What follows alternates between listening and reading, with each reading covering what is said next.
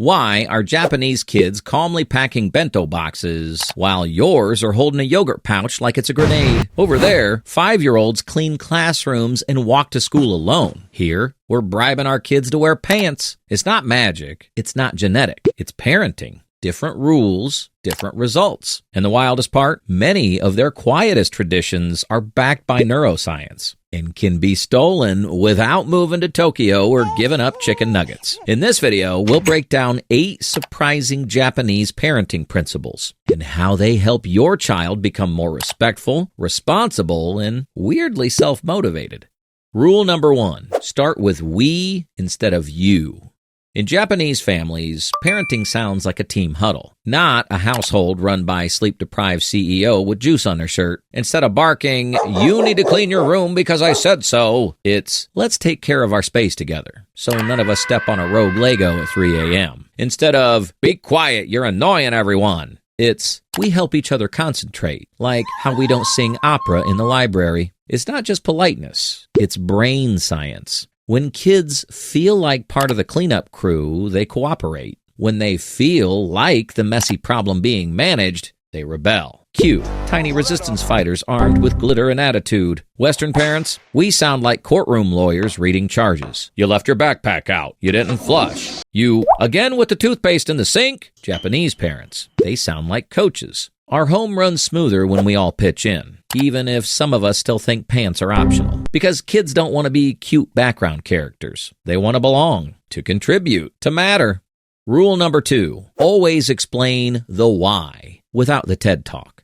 Japanese parents don't throw rules around like confetti at a boring party. They explain them, but not with a 20-minute monologue on responsibility. It's short, it's logical, it makes sense to a 5-year-old. We take our shoes off so we don't sit in someone's street dirt while building Lego castles. We use quiet voices so no one wakes up to toddler death metal. We put toys away so we don't spend 45 minutes hunting for that one microscopic Lego piece while the entire family ages in real time. And because it makes sense, kids listen, even when no one's watching. Compare that to the Western classic, "Because I said so, and if you don't like it, go complain to HR. Me." Because you're not just raising a child, you're building a future adult, one who hopefully doesn't eat crayons at 17. The Japanese why builds internal motivation. The Western because builds quiet resentment, until one day your kid's writing a memoir called Raised by Dictators. So next time you lay down a rule, skip the lecture. Just connect the dots. Because when kids understand the reason, they don't just obey, they agree.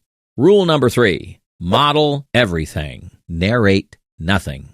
Japanese parents don't run parenting podcasts. They just live the behavior they want their kids to copy. Want respectful kids? Show respect to the grocery clerk, the delivery guy, even the neighbor's cat. Okay, maybe not the telemarketers. We all have limits. Want tidy kids? Keep your own space clean. Don't live like you're prepping for a hoarder's audition while shouting across a laundry avalanche about sock folding. And here's the key. They don't narrate every adult action like it's a self-help audiobook. "Now I'm putting my dish in the dishwasher because I'm a responsible grown-up who values hygiene and inner peace." Nope. They just do it quietly, consistently, without turning it into a TED Talk. Because kids don't copy what you say. They copy what you are. Meanwhile, Western parents, we explain everything like we're narrating a nature documentary. Here we see the parent in their natural habitat, folding laundry, while monologuing about life skills. Here's what actually works. Be the example, skip the speech. Because when respect and responsibility are part of the atmosphere, kids breathe it in like air. Quick pause. And no, I'm not about to bow or hand you a bento box. Apparently, 97% of viewers don't subscribe.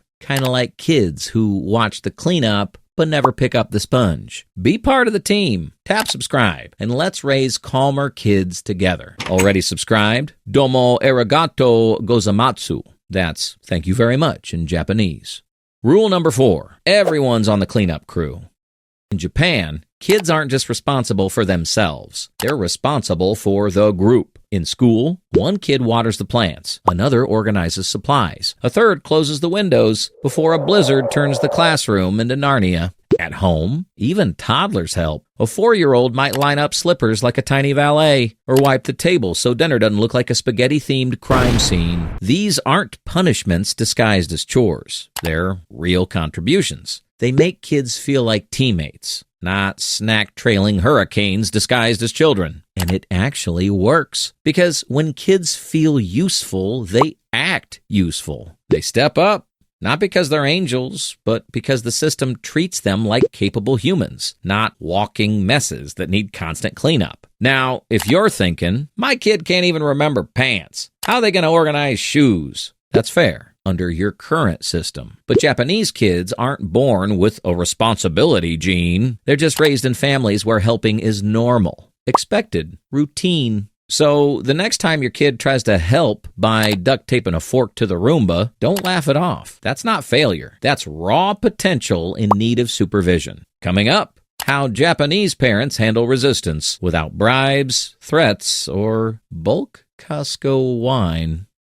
Rule number 5, feelings first, fix later. When a Japanese child resists, the parent doesn't snap into lecture mode like a tired school counselor on their 5th coffee. They start with empathy. You seem frustrated. It's hard to stop playing when your Lego tower's taller than you. But remember, we prep dinner together because that's how we take care of each other. Feelings acknowledged. Behavior still redirected.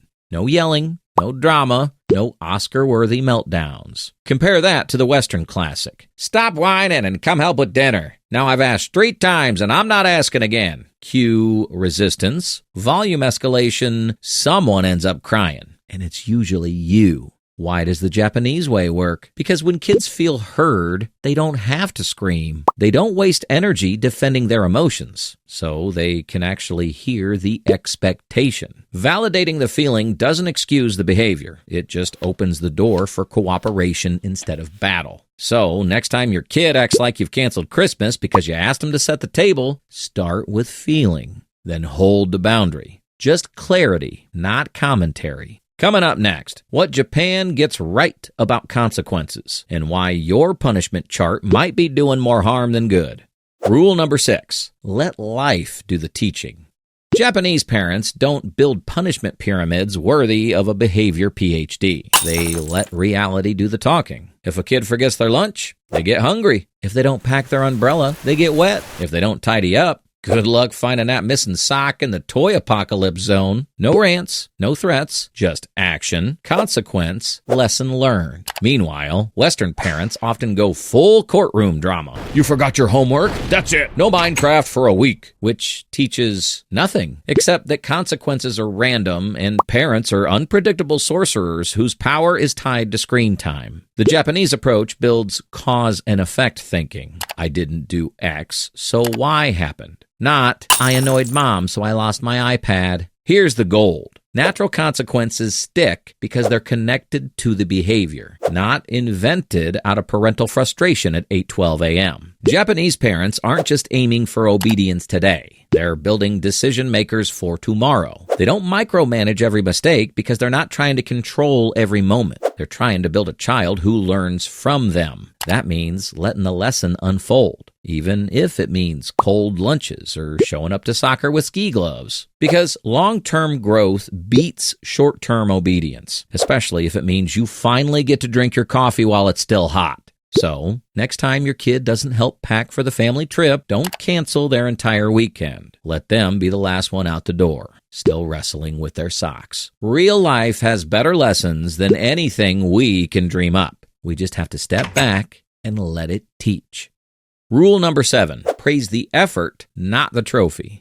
What if praise is actually making your kid less motivated? In Japanese families, what matters most isn't the best. It's trying your best. So the kid who battles through math and still ends up with a C+, they get more praise than the kid who gets an A+ without trying and treats homework like a side quest. Same with chores. A child who helps wipe the table like they're training for the cleaning Olympics, way more celebrated than the genius who only touches plates if they got cake on them. Why? Because effort is something kids can control. And when they're praised for that, they learn to work hard for the joy of improving, not just to chase gold stars or beat their siblings in the family Hunger Games. It builds grit, not just ego. Rule number 8, quiet voice, big power. Japanese parents don't yell. They don't threaten. They don't turn discipline into a full-blown reality show audition. Instead, they lead with calm, quiet confidence. The kind that says, I'm not mad. I'm just very certain. They set the rule once. Then they follow through like gravity. No drama, no debate, just inevitability. It's not passive. It's powerful. Because kids don't feel like they're battling for control. They're following someone who clearly has it. It's a difference between being guided by a chill GPS versus being screamed at by someone who forgot the map and the snacks. You don't need to move to Japan or give up chicken nuggets. Just start treating your kid like a teammate, not a chaos CEO in cartoon pajamas. Because when you raise them like they're capable, they start to believe it too.